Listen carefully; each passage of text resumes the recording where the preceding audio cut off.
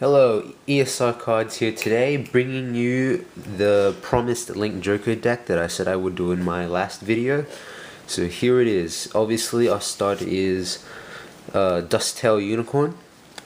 So Forerunner and Counterblast 1, put it into your soul, choose, if your opponent has a locked rearguard, pay the cost and then choose a card and lock it. So it's a pretty essential, it's a good starter. If you really wanted to, you could use it instead of another grade 1 for more locking and stuff. And you know, good 5,000 starter, 5,000k starter. It's pretty good. 2 Nebula Lord Dragons. The only reason I run 2 is, well, he is an amazing card, but like, he's very what's the word? He relies too much on the break ride to get like enough power. So basically his limit break is for each locked card your opponent has, your whole front row gains 3k. And secondary skill is Counterblast 2, choose one of your opponent's rear guards in the back row and lock it.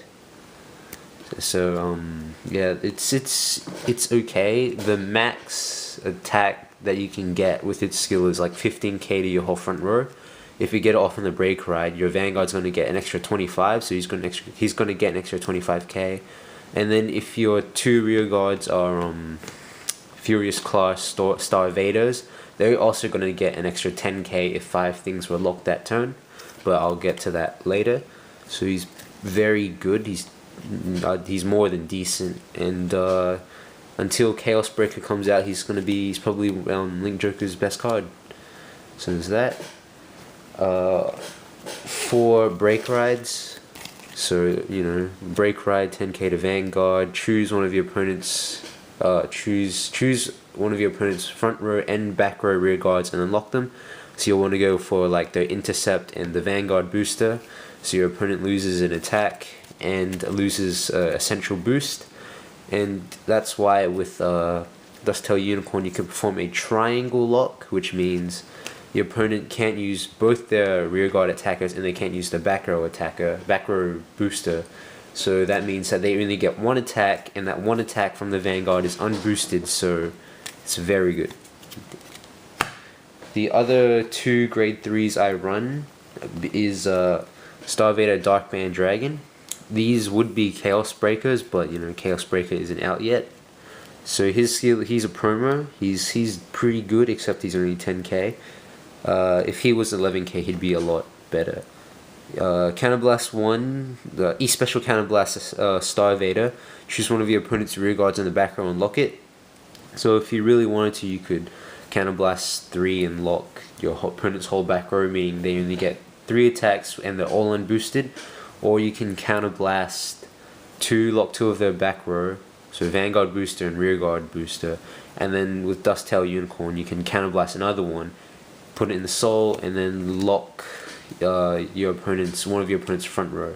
So that means only 1 rearguard attack unboosted and only 1 Vanguard attack unboosted. So yeah, he's pretty good, and he gets an extra 3k when you attack when you have more rearguards than your opponent. So on to grade 2s. 3 Mobius Breath Dragons. Would play 4, well, I could play 4, but the skill only works on Vanguard. If not, then you know, you just have a vanilla 9k rear guard. And his skill is, if the attack hits, lock. So he puts a lot of pressure onto your opponent, and the attack hits when it attacks a Vanguard and it hits. So it pressures your opponent to guard early, or they lose an attack or a boost next turn. This is what I was talking about before. 4 Furious Claw Star Vader Neo Beam. Their skill is, when a card is locked on your opponent's field, it gets 2k until the end of the turn. So say if you, for some reason, like with Nebula Lord Dragon, you lock 5 of your opponent's rear guards, he's going to get an extra 15, plus an extra 10, because 5 times 2 is 10, and he gains 2,000 for each locked card that turn. So yeah, he like, no boost, he can go to 34, is it? 20, 24, yeah, 34, no boost. But he does have a booster that does make him a lot better.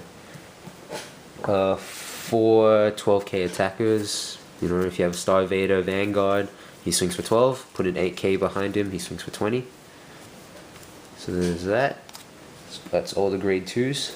3 zero shields. It would be 4, but this deck is kind of aggressive with Nebula Lord, so you need boosters and stuff like that to get the full power going. Well, but obviously you're going to need zero shields, so I think 3 is enough.